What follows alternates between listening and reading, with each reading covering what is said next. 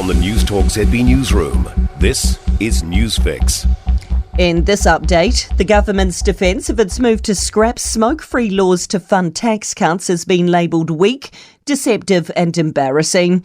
The legislation would lower nicotine levels, reduce retailers and ban the next generation from buying cigarettes.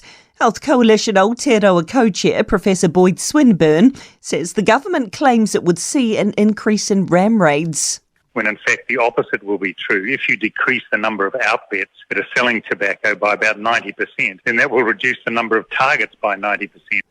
Governments of 117 countries have pledged to triple the world's renewable energy capacity by 2030 at the United Nations COP28 Climate Summit. It's touted as a route to cut the share of fossil fuels in the globe's energy production. The pledge was among a slew of announcements aimed at decarbonising the energy sector, including the expansion of nuclear power, cutting methane emissions and choking off private finance for coal power.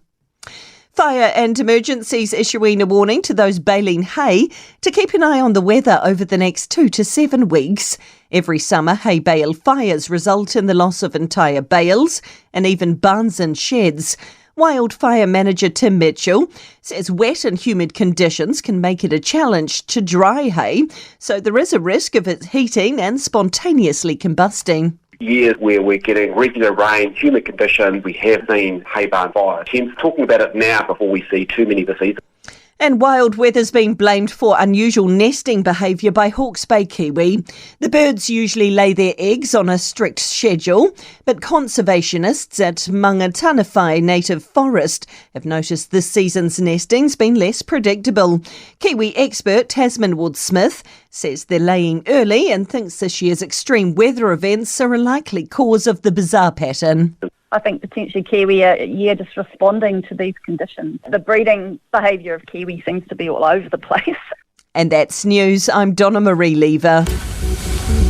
To sport, Wellington are back at the top of the ladder in the Men's A-League after a 1-0 victory over Western United. Despite continuing their unbeaten start to the season, coach Giancarlo Italiano says they still weren't at their best. I felt as though sometimes the game got out of our grasp in terms of commanding the game, even when we were defending. So for me, the fact that we were able to grind and get that result, I think it's promising. Heavyweight world title holder Lani Daniels has added the IBF light heavyweight belt around her waist.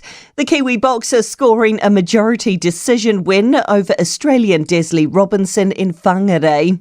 Miyamoto defended her world title for a second time, while Jerome Pampalone knocked out Mexican Rogelio Medina in the first round.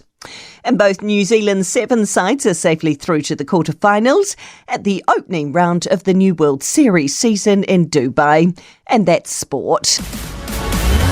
For more news, listen to Newstalk ZB live on iHeartRadio.